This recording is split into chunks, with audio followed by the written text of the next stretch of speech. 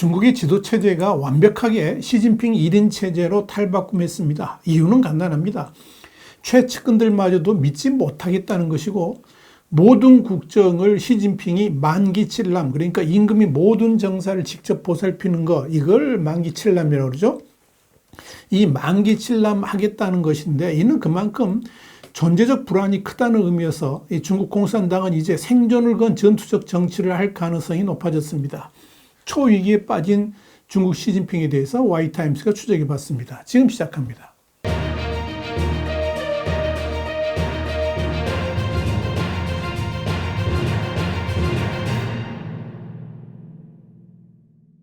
CNN은 현지 시간으로 지난 11일 중국 최대의 정치 행사인 양회가 끝난 상황에서 사실상 시진핑 1인 체제로 되돌린 체제 변혁과 관련해서 이번 양회는 시진핑의 직접적 통제 강화, 하이테크 추진, 경제적 신뢰 회복, 새로운 인선이 전혀 없다. 이런 4가지 키워드로 정리할 수 있다 그러면서 무엇보다도 가장 중요한 변혁은 시진핑 1인 체제 강화다. 이렇게 지적을 했습니다. CNN에 이어서 지난 1993년 이래 양회부터 마지막 날 전통적으로 행해오던 총리의 기자회견도 전면 취소되었는데, 이는 마오쩌둥 독재 정권의 혼란 이후에 전면에 등장했던 집단 지도체제의 전통이 시 주석 시하에서 다시 한번 뒷전으로 밀렸다는 것을 의미한다. 그렇게 말하면서 이 내각 역할을 하는 총리와 국무원은 시 주석이 정부와 정부 메시지에 대한 당 통제력을 강화하면서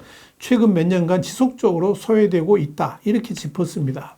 이번 양회에서 시진핑 주석의 국무원, 그러니까 행정부를 말하는 거지, 이 국무원 전면 장악을 못 박는 내용의 국무원 조직법 개정안이 통과됐습니다. 이 개정안은 독립적인 통화정책을 수행해야 하는 중앙은행인 인민은행을 사실상 시진핑 손에 쥐어줬습니다. 국무원 조직법은 또 행정부가 당의 집행기관이라는 점을 명문화해서 당이 직접 통제하는 시스템을 확실히 하면서 그동안 덩샤오핑 이래 국무원이 당을 견제하는 기능을 완전히 박탈해버렸습니다. 이와 함께 총리의 권한을 대폭 축소한 것도 눈에 띕니다.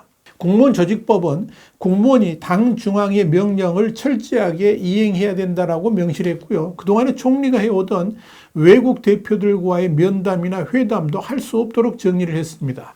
이런 점에서 사실상 이 국제 행사에서 총리가 나서는 일들이 사라질 것으로 보입니다.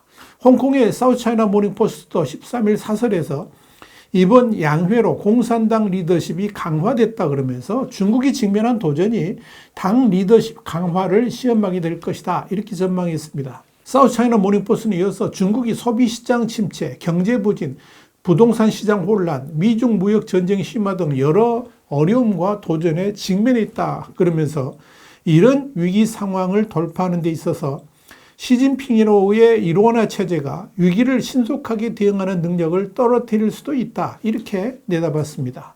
이런 논조는 당 장악력 강화라는 새로운 실험이 어떤 결과를 낼지는 모르겠지만 그에 따르는 책임 오롯이 시진핑 지도부의 몫이라는 점을 시사한 것으로 해석이 됩니다. 사실 권위주의 국가에서 최고 지도자 1인에게 권력을 집중시키고 심지어 2인자의 존재마저 부정한다는 것은 한마디로 독재자 함정에 빠졌다는 것을 의미합니다.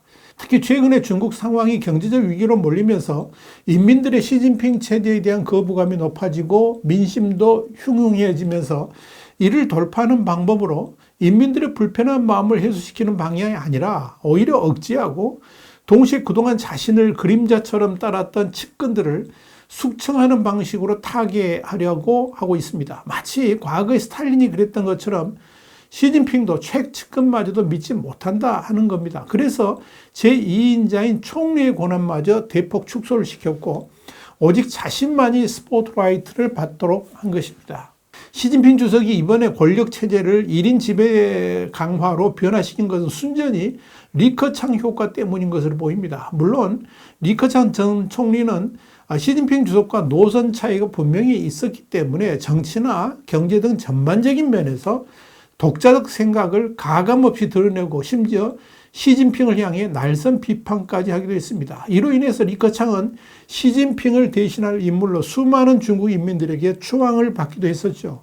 그런데 시진핑 주석의 입장에서는 자신을 대체할 누군가가 중국 인민들의 마음속에 존재한다는 것 자체를 꺼려하는 겁니다.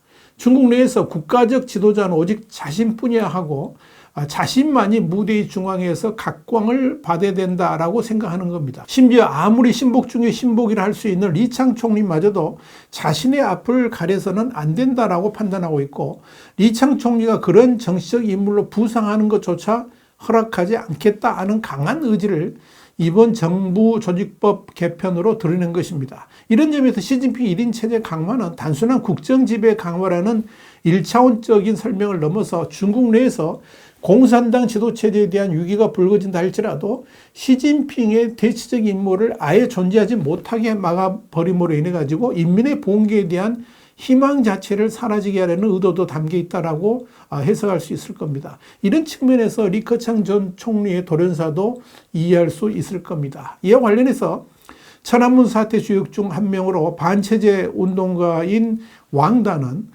시진핑은 의심이 많아지고 해코지를 당할 것이라는 망상에 빠져서 외톨이가 되는 전형적인 독재자의 함정에 빠졌다 그러면서 고위층 숙청을 보면 2차 대전 전에 스탈린의 모습이 연상된다라고 평가를 했습니다. 사실 시진핑은 아버지 시중신과는 전혀 다른 길을 가고 있습니다. 말년 10년을 광둥성 선전에서 보낸 시중신은 그의 개인 비서 장고잉에게 홍콩의 법률 제도를 배워야 된다.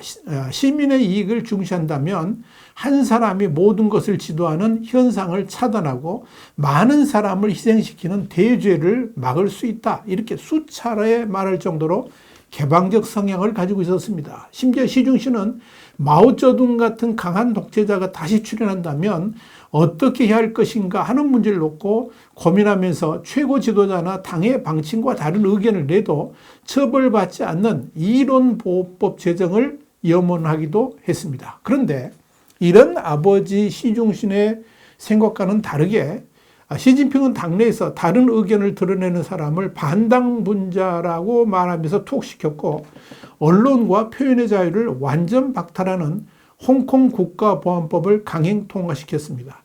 또한 아버지의 신념과 정반대로 공포정치, 강압정치를 줄곧 밀어붙이고 있습니다. 그렇다면 시진핑은 왜 이렇게 됐을까요? 첫 번째 이유는 이 청소년기의 권력의 단맛과 쓴맛을 처절하게 체험한 그가 권력 의지의 화신이 됐다 하는 분석을 합니다. 실제로 시진핑은 유소년기에 특권층의 삶을 누렸습니다. 일례로 그가 다닌 베이징 81 학교는 목욕탕과 수영장, 위생소, 아이스크림 판매점과 동물원을 갖춘 초호화 시설이었습니다. 심지어 그 무렵 대약진 운동으로 2천만 명 이상이 아사했을 때도 시진핑은 이와는 무관하게 천상인간의 삶을 즐길 정도였습니다. 그러나 아버지의 몰락으로 시진핑은 인간 지옥으로 떨어졌습니다. 문화혁명 중 4차례나 감옥에 끌려가기도 했고 먹을 것이 없어서 굶은 적도 하루 이틀이 아니었습니다. 이런 우여곡절의 삶을 겪으면서 시진핑은 출세욕이 가득한 사람으로 변한 겁니다. 그러면서 공산주의 청년단의 8번의 원서를 낸 끝에 마침내 들어갈 수 있었습니다. 시진핑은 또 마오쩌둥을 철저하게 존경하기도 했습니다. 어쩌면 마오를 부정하며 중국의 자본주의화를 외치는 이들에 대한 반동일 수도 있을 겁니다. 특히 그가 어려운 삶을 거치면서 마오쩌둥은 그에게 또 다른 신으로서의 경배하는 대상이 되었다라고 볼 수 있습니다. 그런데 무엇보다도 중요한 것은 아버지 시중신이 공산당의 권력투쟁에서 패배해서 좌천하면서 결국 하방까지 했다는 점입니다. 이런 아버지의 삶을 목격했던 시진핑은 당내 권력투쟁에서 패배를 거듭한 아버지의 인생 행로를 반면교사 삼아서 거꾸로 나아가고 있다라고 할 수 있을 겁니다. 그것이 이미 주석직에 올랐으면서도 권력을 절대 놓치지 않겠다는 강력한 의지로 표출되고 있다. 이렇게 보시면 될 겁니다. 블룸버그는 지난 1일 중국 경제에 대한 시진핑 국가주석의 1인 통치가 불안을 촉발하고 있다 그러면서 중국 내에서 경제 불안으로 인한 시위가 넉 달 연속 급증하고 있다고 보도를 했습니다. 미국의 본부를 둔 국제인권단체 프리덤 하우스의 중국 내 반정부 시위 모니터링 프로젝트 차이나 디센트 모니터에 따르면 8월에 227건에서 9월에는 233건, 10월에는 274건, 11월에는 278건으로 늘어난 겁니다. 12월에는 236건으로 다소 줄었습니다. 이들 중 상당수가 노동 분쟁과 가계의 자산을 줄이는 부동산 유익에 초점이 맞춰져 있습니다. 먹고 살 것에 초점이 있다는 거죠. 이런 시의 칼끝은 결국 시진핑으로 향합니다.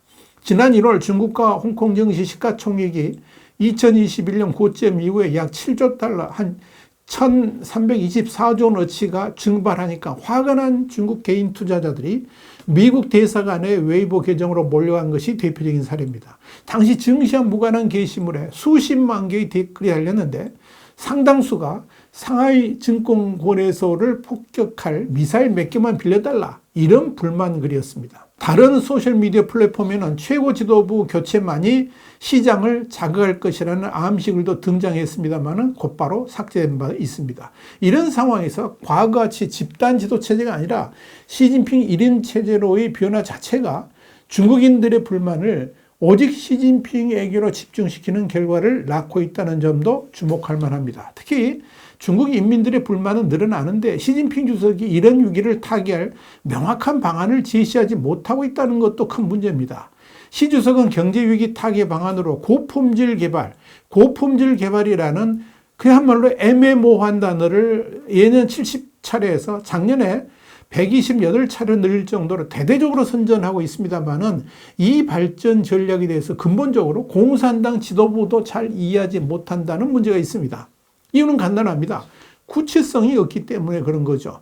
이런 가운데 최대 정치 행사인 양회도 끝났지만 이 행사 어디에서도 중국 경제 위기를 타개할 방안을 전혀 제시하지를 못했습니다. 다만 시진핑의 권력 강화만 제시되었을 뿐입니다.